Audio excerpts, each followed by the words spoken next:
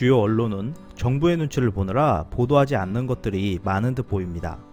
일부 언론이 말하는 반아베 관련 내용들과 일본의 위험한 상황에 대해서 알아보았습니다.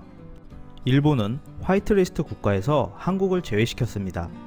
앞으로의 수출 관리를 엄격화해 한국의 경제를 좌지우지하겠다는 뜻으로 경제전쟁 선전포고를 한 것입니다. 이러한 일본의 상황들에 대해 우려하는 목소리가 일본 내에서도 이어지고 있는데요. 일본의 주요 신문들은 이를 보도하지 않는 모습이라 합니다. 일일 J캐스트에 따르면 일본 언론은 한일 경제전쟁이 한 달이 지났는데도 거의 보도를 하지 않지만 이러한 규제를 반대하는 일본 내의 반아베 관련 지식인들의 움직임은 한국 신문에서 대대적으로 보도하고 있다고 하였습니다. 몇 가지를 살펴보면 첫 번째로 우츠노미야 씨는 인권 변호사로 알려져 있는데요.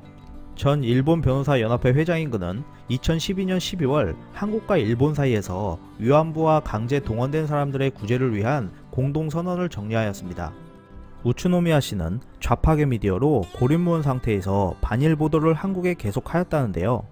개인의 손해배상 청구권을 국가 간의 협정에 의해 소멸시킬 수 없는 것은 국제인권법상 상식이고 실제로 일본 정부와 일본 대법원에서도 인정해왔다라고 기고하였습니다.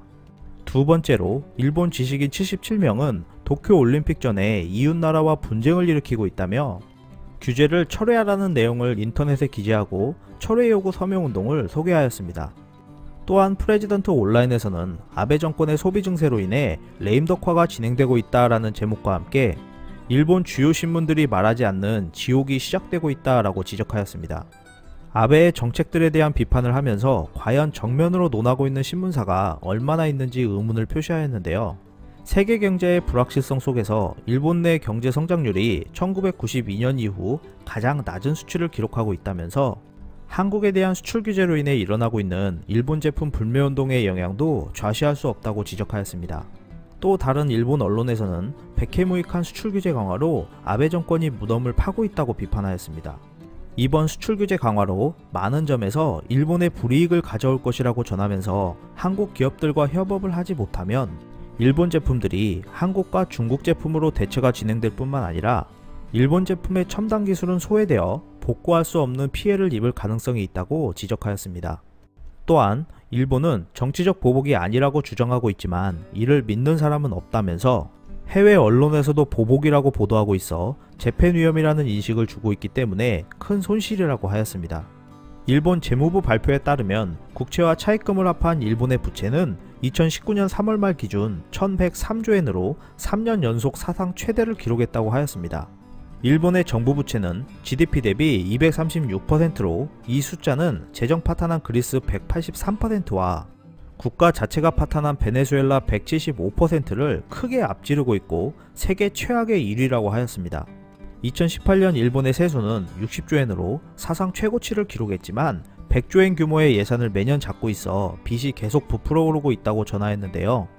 일본이 안고 있는 큰 문제 중 하나가 국가 채무에 대한 위기의식이 낮다는 것인데 정부에서는 빚 따위 신경 쓸 필요 없이 더 적극적으로 재정을 투입하여 경기를 부양해야 한다는 목소리가 들린다고 합니다. 이는 현대화폐이론 MMT로 이의 핵심은 자기 통화를 가진 나라가 아무리 자국통화 표시 국채를 발행해도 디폴트에 빠지지 않는다는 것인데요. 인플레이션이 되지 않는 한 재정 적자를 늘려도 상관없다는 것입니다. 하지만 이는 많은 경제학자들에게서도 논란을 불러일으킨 이론으로 중앙은행의 붕괴로 이어질 수 있는 매우 위험한 발상이라고 지적하였습니다. 이렇게 자신들의 위기에도 미래의 빚은 다음 세대에게 떠넘긴 채 한국에 대한 조롱을 이어갔는데요. 일본 작가 나오키 씨는 화이트국에서 한국 제외 결정이 됐다며 과연 한국이 어떤 보복 조치를 취해올지 기대된다라는 조롱 섞인 발언을 트위터에 올렸습니다. 일본은 다음 세대에게 엄청난 빚을 남겨주지만 한국은 다음 세대 우리 자녀에게 더 나은 환경을 만들어줄 수 있도록 저력을 보여줄 때인 듯 합니다. 끝까지 시청해주셔서 감사합니다. 유익하셨다면 구독, 좋아요, 공유하기도 꼭 부탁드립니다.